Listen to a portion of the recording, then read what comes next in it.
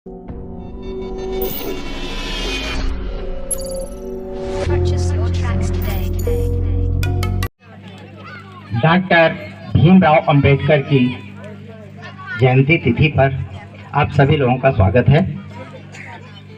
मैं सोच रहा हूं कि बाबा साहब के बारे में बोलना, उन्होंने जो हम सबको जो दिए, उनके बारे में मैं कहां से शुरू करूं। उनका हमारे देश के प्रति कर्तव्य तो अनंत है, कहां से शुरू करूं मुझे समझ में नहीं आ रहा है। क्या बोलूं, यहाँ बोलने के लिए मेरे पास उनके कोई शब्द नहीं है। हम अभी भारत के संविधान के प्रस्तावना में शुरू में ही एक लाइन पढ़े। क्या पढ़े? हम भारत के लोग। बाबा साहब ने हमारे संविधान में शुरू में ही लिख दिए, हम भारत के लोग। उन्होंने ये तो नहीं लिखा, हम हिंदुस्तान के लोग।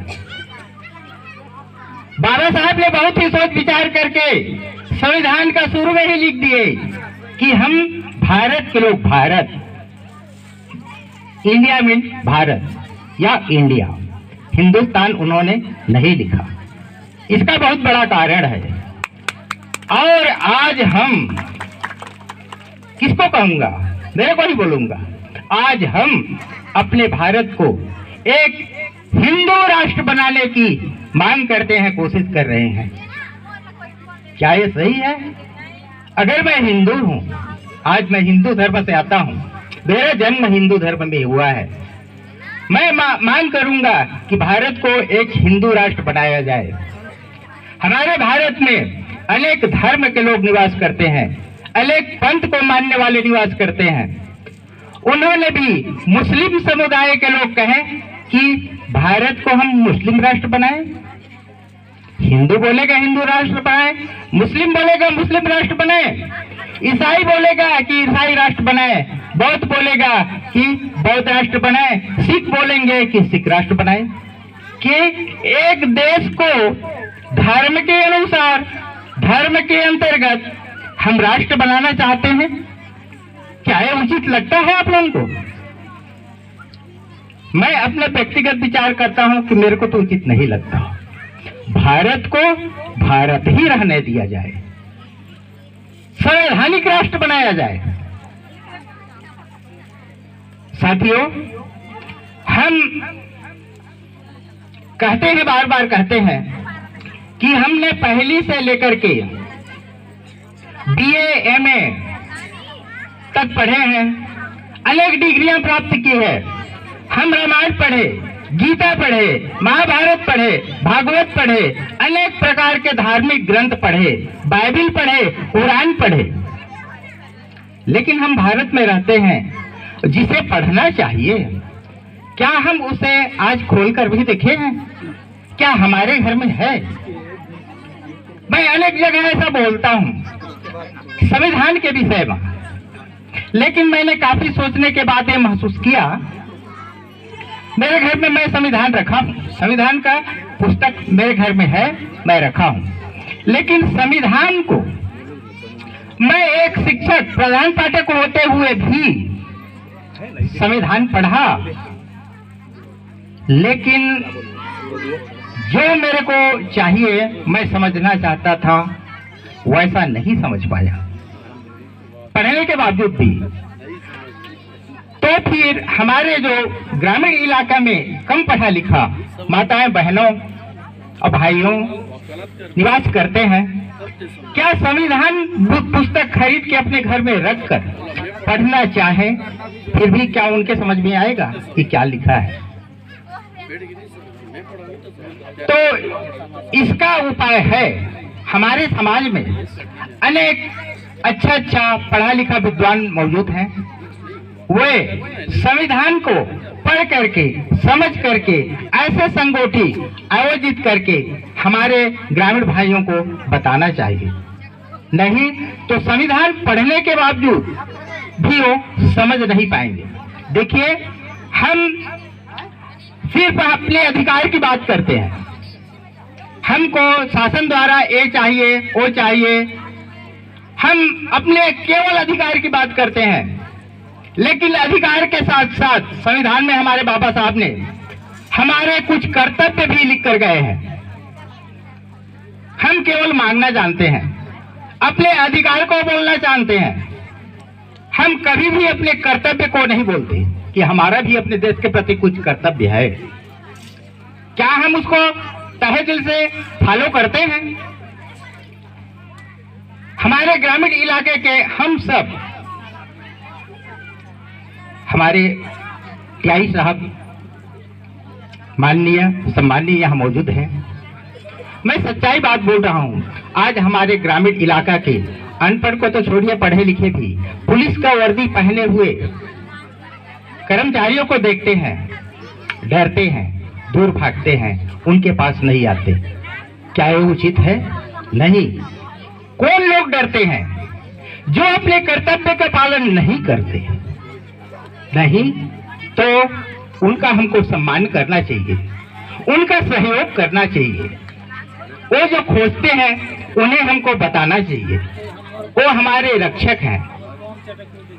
लेकिन उनका सहयोग हम नहीं करते, उन्हें देखकर दूर भागते हैं।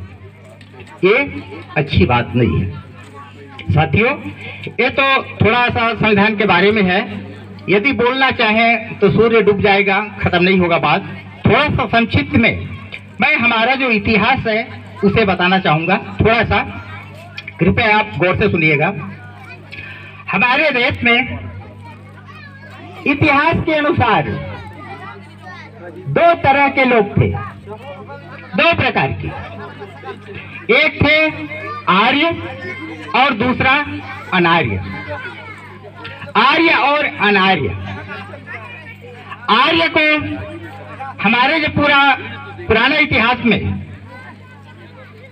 आर्य को देवता बोला गया और अनार्य को दानव बोला गया, राक्षस बोला गया, दैत्य बोला गया हमारे जो पौराणिक मतानुसार। लेकिन वास्तव में यदि सच्चा इतिहास का हम अवलोकन करें तो आर्य कौन है और अनार्य कौन है? अनार्य तथाकथित अजीब जो हम बोलते हैं, ST, SC, OBC, ये अनार्य है। अब आर्य कौन है ये आप खुद समझ सकते हैं। ST, SC, OBC को छोड़कर ये अनार्य है, बाकी आर्य है। दो ग्रुप में बांटा गया। अब देखिए, अनार्य को दैत्य, दानव, राक्षस कहा गया। किनको कहा गया? हमारे जो पुराना इतिहास में हमको कहा गया। ST, SC, OBC हमको कहा गया। आप लोग शायद पुराना इतिहास, सच्ची इतिहास है, नहीं पढ़े होंगे। नहीं तो ST, SC, OBC जो तीन शाखा में बटा हुआ है, एक माँ बाप के औलाद हैं ये तीनों। पुराने इतिहास को यदि खंगालेंगे तो ST, SC, OBC एक माँ बाप की औलाद है। जब आर्यों ने अनार्यों के ऊपर आक्रमण किया, गुलाम बनाना चाहा, तो हमारे जो OBC भाई हैं वो काफी मेहनती की ग्वाल गाय पालते थे। अगर उनको आर्य लोग भगाते तो उनको दूध कहां से मिलता? नाई। उनको दूर भगाते तो उनके बाल कौन काटता? धोबी। उनको भगाते तो उनका कपड़ा कौन धोता? सोनार। उनको भगाते तो उनको औरतों के लिए गहना कौन बनाता? लोहार। उनको यदि भगाते आर्य लोग तो उनका हथियार औजार कौन बनाता? इस तरह से जितना भी OBC भाई हैं उनको आर्य लोग अपने गांव में ही आश्रय दिए, अपने निकट में ही, क्योंकि उनके बिना उनका काम नहीं चल सकता। दूध कौन देगा? उनका बाल कौन काटेगा? उनका कपड़ा कौन धोगा? उनके लिए हथियार कौन बनाएगा? उनके महिलाओं के लिए गहना कौन बनाएगा? उनके लिए तेल कहां से मिलेगा? ये समझ करके आर्यों ने हमारे ओबीसी भाइयों को अपने गांव में ही, अपने नजदीक में ही जगह दिया और पूरी तरह से गुलाम बना लिया। हम जैसा कहें वैसा तुम्हें करना पड़ेगा। दूसरा आता है दूसरा भाई, जिसे हम आज एसटी बोलते हैं, आदिवासी। उन्होंने आर्यों का गुलामी स्वीकार नहीं किया। भले ही वो गांव से जंगल में भाग गए, वन में भटकते रहे, गुफाओं में रहने लगे, लेकिन उनका दास्ता, उनका गुलामी स्वीकार नहीं किया। इसीलिए आदिवासी भाइयों को आज भी वनवासी बोला जाता है। आदिवासी समाज ने ये प्रण किया, भले ही हम जंगल में रहेंगे, भूखे मरेंगे, हम फल फूल खा के जिएंगे, गुफाओं में रहेंगे, लेकिन तुम्हारा गुलामी हम स्वीकार नहीं करेंगे।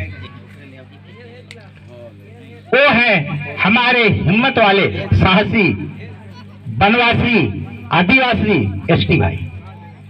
तीसरा भाई था एससी, अनुसूचित जाति। ओ आर्यों के साथ इतना लड़े, हमारे जो छत्तीसगढ़ी भाषा में सेठरा, कितनों भी तंग किए आर्य लोग, नहीं झुके। हम तुमको नहीं चितारेंगे, तुम्हारे गांव से नहीं भागेंगे भी नहीं।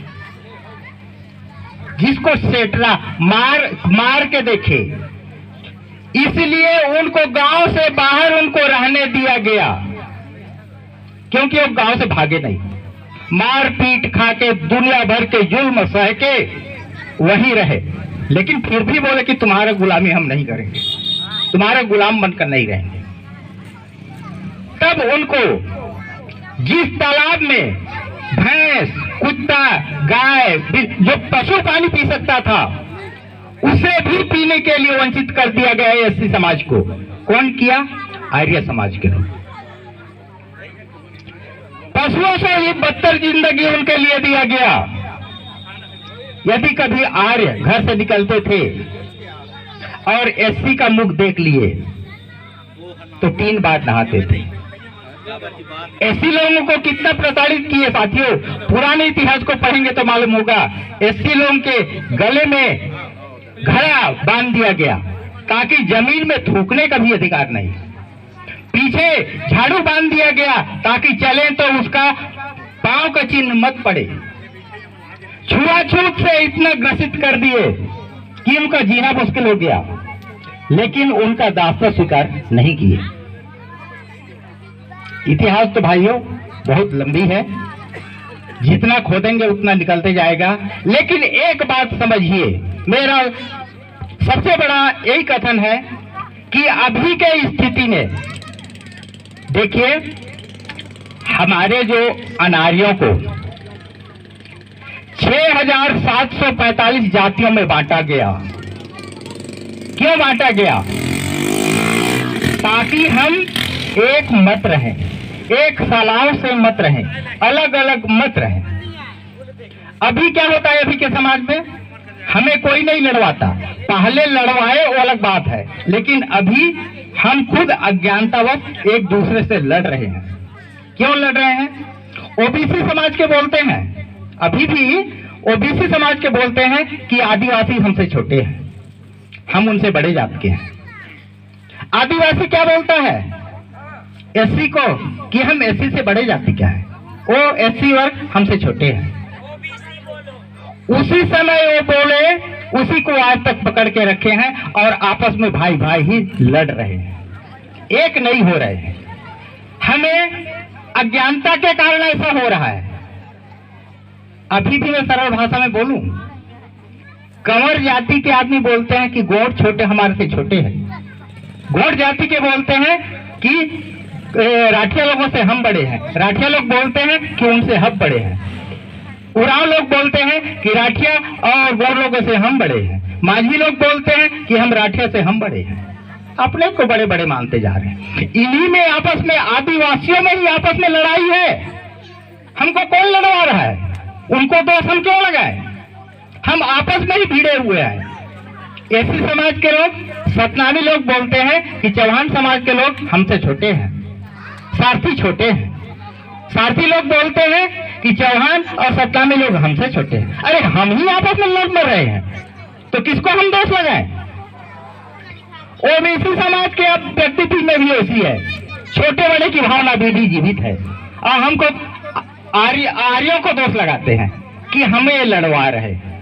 अरे भाई, हम ही लड़ रहे हैं तो लड़वाएंगे ही। हमारा मानसिकता ही वैसा है।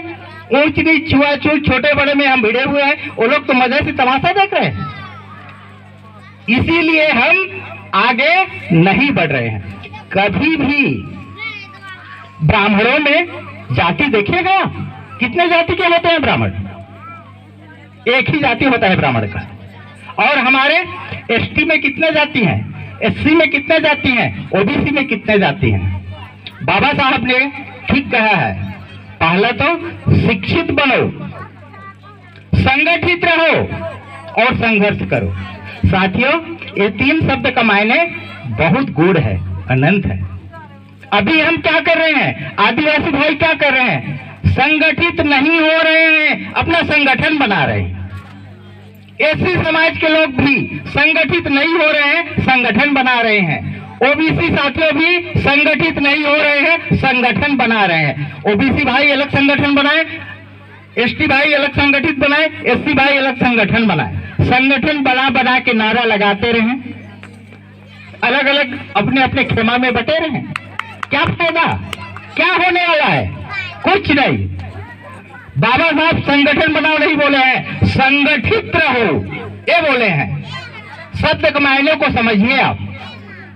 चाहे आदिवासी हो, एससी हो, ओबीसी हो, हमें ना संगठित बना के रहना है, एक साथ रहना है।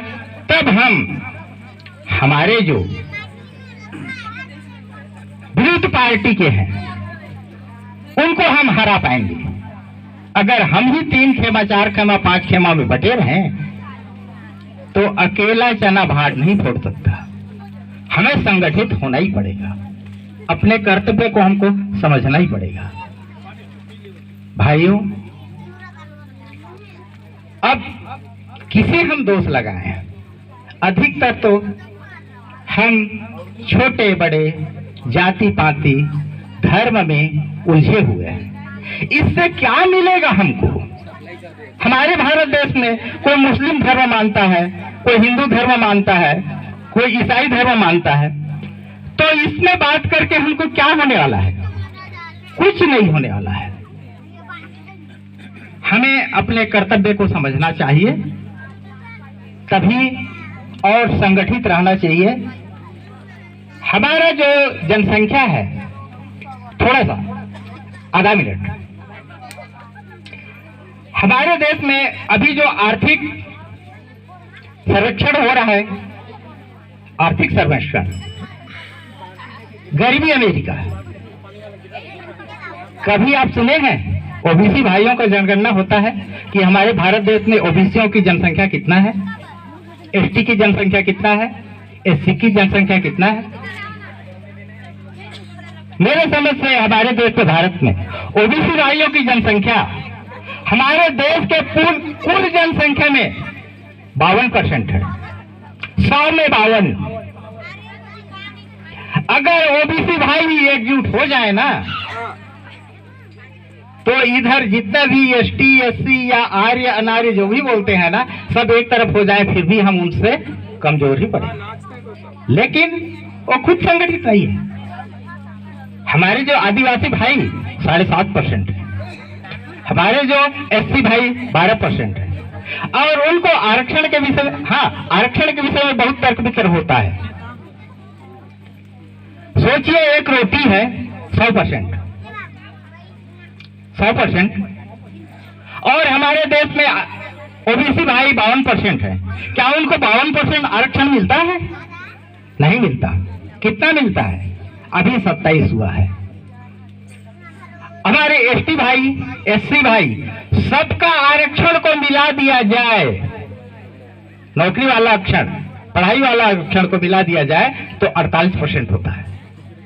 अल्पसंख्यक को मिलाने पर भी 100 में 48% ST SC OBC अल्पसंख्यक 4-5 भागों में बढ़ गया, उधर कितना बचा? 52%। 52% आरक्षण किसका है? तो फिर 52% जो बचा वो आरक्षण किसका है? ST SC OBC और माइनॉरिटी का 4 भाग में बटा गया 48%, तो उधर 52% आरक्षण किसका है? समझने वालों के इशारा का भी वो जो 15% हमारे जो सामान्य वर्ग से हैं उनके जनसंख्या 15% है, लेकिन उनको 52% आरक्षण मिला हुआ है। और वो बोलते हैं कि ST SC OBC ये लोग आरक्षण को दबाए हुए हैं, आरक्षण का लाभ ले रहे हैं। नहीं भाई, वो सोचिए आप, पहला ये था कि सामान्य वर्ग के सीट में ST SC OBC कोई भी जा सकता था, लेकिन उतना तक तो ठीक था। लेकिन अभी शासन ने एक कानून बनाया कि सामान्य वर्ग के आरक्षण में कोई भी ST SC OBC नहीं जा सकता, वो अपनी जगह पे रहेंगे। इस तरह तो हमको बहुत ही घाटा हो गया। तो बहुत बात है, कितना को बोलूं, मेरे मन में जैसे प्याज का छिलका होता है, जब मैं बोलना चाहता हूं तो परत की परत याद आते जाता है। लेकिन और भी हमारे गणमान्य साथियों हैं, उनको भी बोलने का मौका दिया जाए। तो जितना भी बोलूं मैं कम है। अंत में मैं यहीं से अपना वाणी को विराम देता हूं। भारत माता की, भारत माता की, छत्तीसगढ़ मातारी की जय भीम, जय जय भीम, जय भीम, जय जय। धन्यवाद।